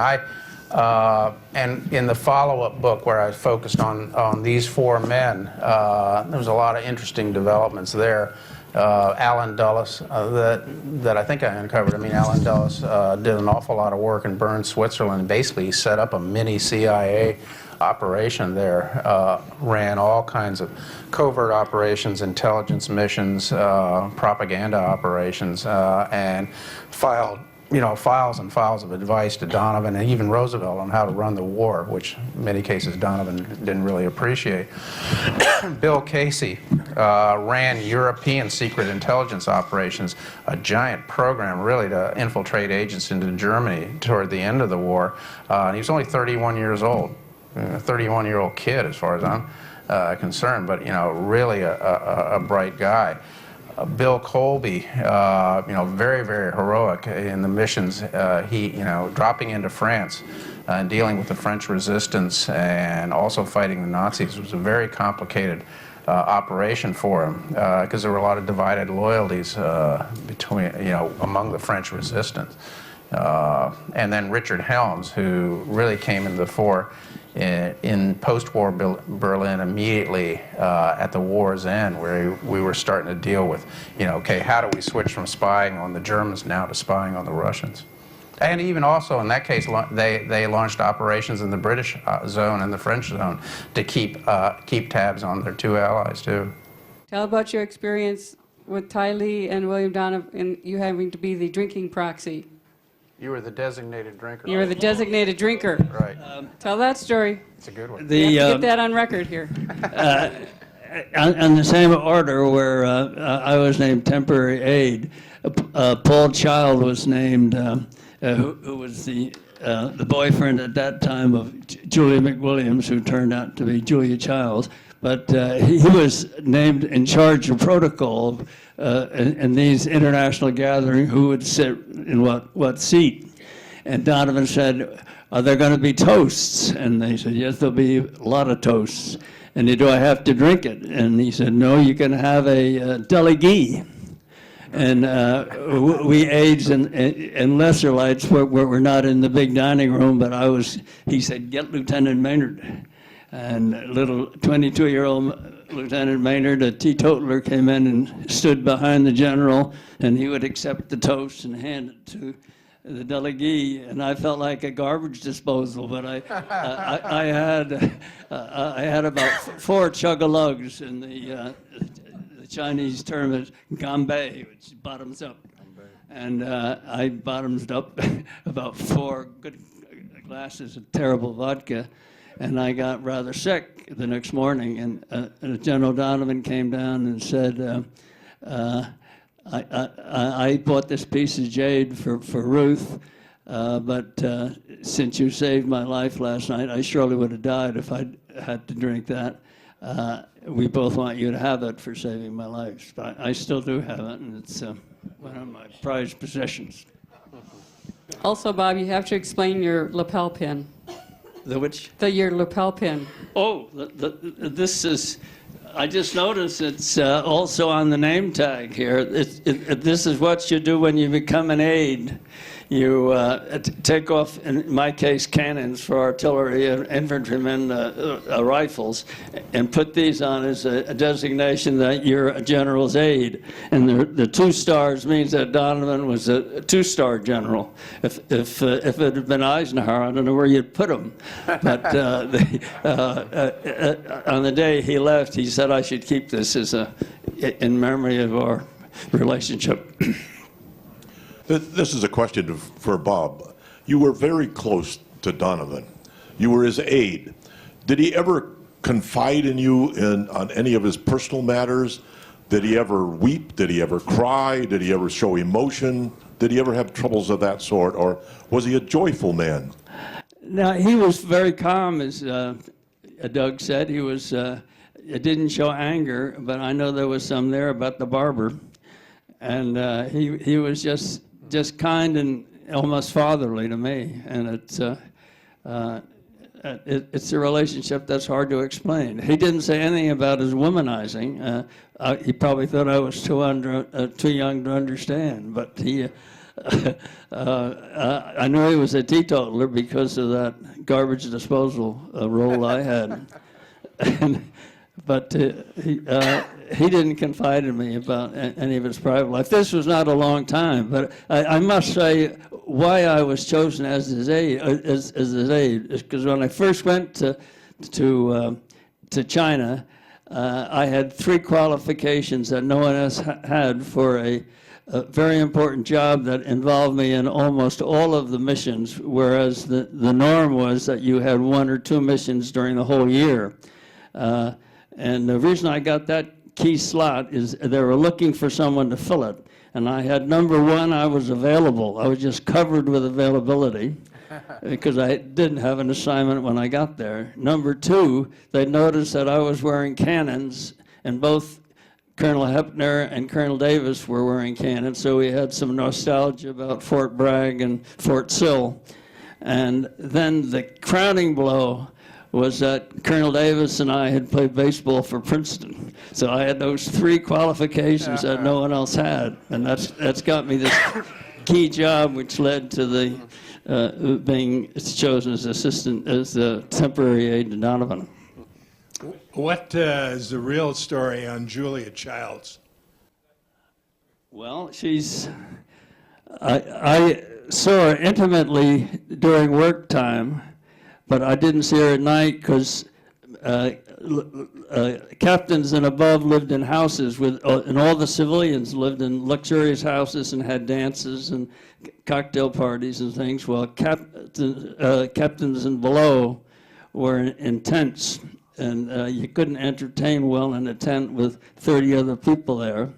And there was no movies or anything like that. So I got to know her well in business. I have some sort of shady stories about her because this was a man's society, and all the ladies acted